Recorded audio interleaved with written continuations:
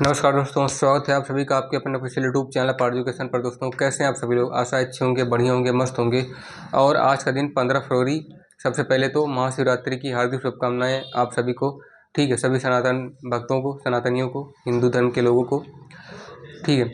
और आपको पता होगा कि करंट अफेयर्स की जो वीडियो आपके आप official YouTube channel part education पर आती है, तो फिर से 15 फरवरी के यानी कि करंट अफेयर्स का जो जीके जीएस के साथ, ठीक है, कंबाइंड वीडियो आपको दिख रहा होगा, ऊपर व्हाइट बोर्ड पर लिखा भी होगा। दैनिक समसामयिकी यानी करंट अफेयर्स और जीके जीएस यानी कि जनरल नॉलेज और जनरल साइंस की वीडियो, ठीक है, आती है। तो आइए फिर से वीडियो को बिना देरी के हम लोग शुरू करते हैं। हमेशा की तरह आपको पता होगा, सॉरी, आज का जो दिन था वो 14 फरवरी था। कल मतलब आज का जो दिन है ये 15 फरवरी है, ठीक। कल का 14 था, तो 15 फरवरी का दिन है। दिन क्या है ये? सैटरडे। आज का दिन संडे है, ठीक। थोड़ा हम लोगों ने गलत कर दिया, यहाँ पर आप लोग समझ जाइएगा, संडे, ठीक है, यानी कि रविवार है।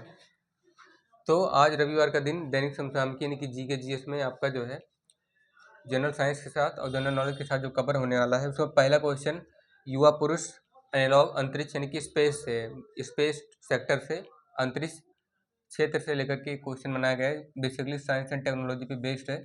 भारत के सबसे युवा पुरुष एनालॉग अंतरिक्ष यात्री कौन बने? सबसे युवा पुरुष एनालॉग अंतरिक्ष यात्री, ठीक है, अंतरिक्ष में जाने वाले कम उम्र के जो पुरुष हैं, कम उम्र का जो आदमी है, ठीक है, वो कौन बना है? वो भी भारत का।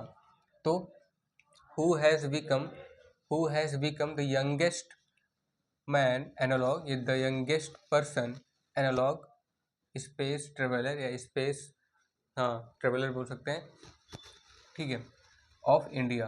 तो उनका नाम क्या है? आदित्य पांड्या, ठीक है, आदित्य पांड्या नाम है, जो कि भारत के हैं और सबसे युवा पुरुष हैं, युवा पुरुष एनालॉग अंतरिक्ष यात्री बने हैं, ठीक है। कम उम्र में ही जो है ये क्या किए हैं? अंतरिक्ष में यानी कि स्पेस में जाकर इन्होंने रिसर्च करी है, खोज करी है अलग अलग विषयों पर।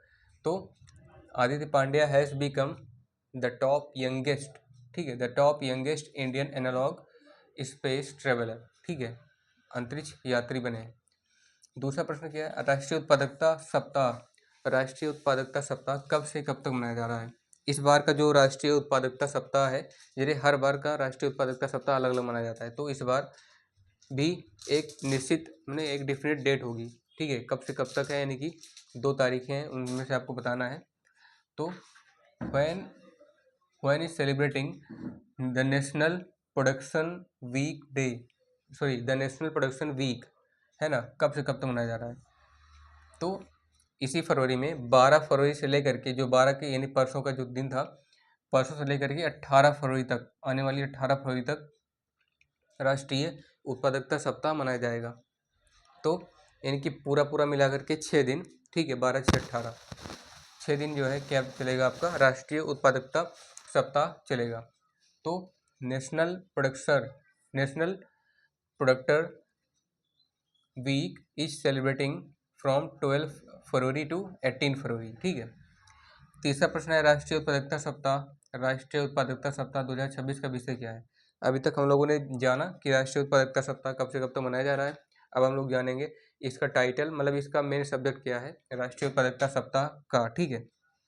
What is the main subject या what is the main title of national production, ठीक है, वीक 2026। इसका मेन टाइटल है, मेन सब्जेक्ट क्या है? Clusters as growth engine maximising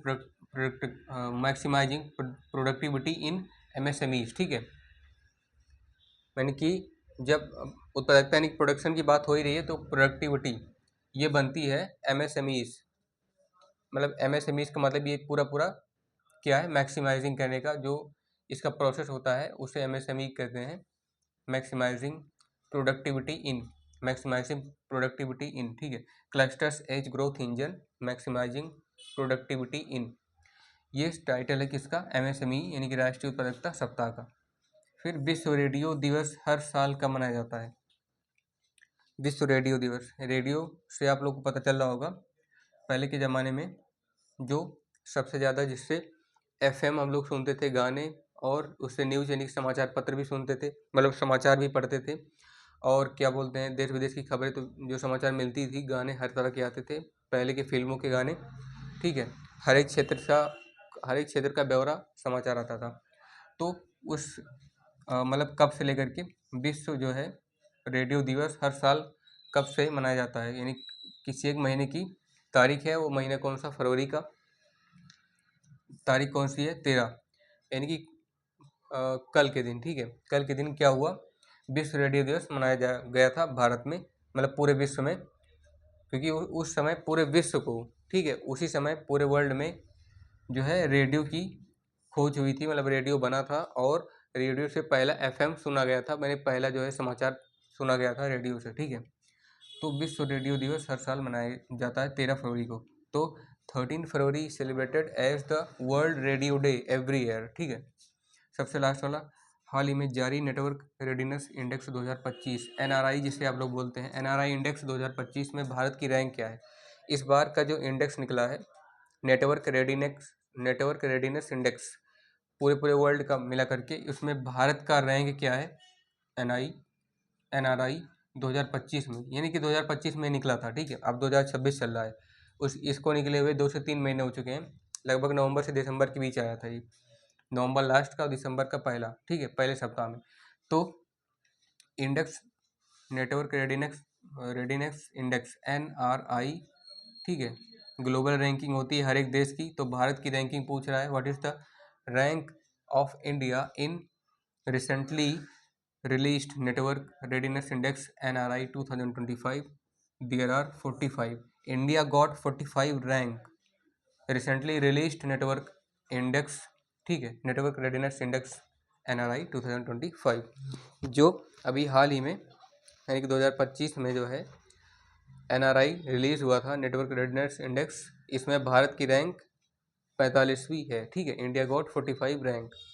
तो दोस्तों ये रहा आज कुछ इस तरह से, है ना, साइंस में जो है स्पेस सेक्टर से शुरू हुआ और एनआरआई इंडेक्स यानी कि नेटवर्क टेलीकॉम पर जो है ख़त्म हुआ।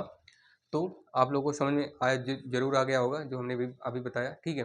अगर समझ में नहीं आया तो दोबारा से वीडियो को देख सकते हैं आप लोग, फ्री हैं उसके लिए, या फिर कुछ इसमें मिस्टेक नज़र आती है तो कमेंट करना ना भूलें। पहली बार वीडियो को देख रहे हैं तो चैनल को सब्सक्राइब कर लीजिएगा, ठीक है, जितना ज़्यादा हो सके अपने दोस्तों के पास शेयर करने का प्रयास कीजिए। तब तक आप लोग पढ़ते रहिए, मस्त रहिए, मिलते हैं आप नेक्स्ट वीडियो में। धन्यवाद, जय हिंद, वंदे मातरम।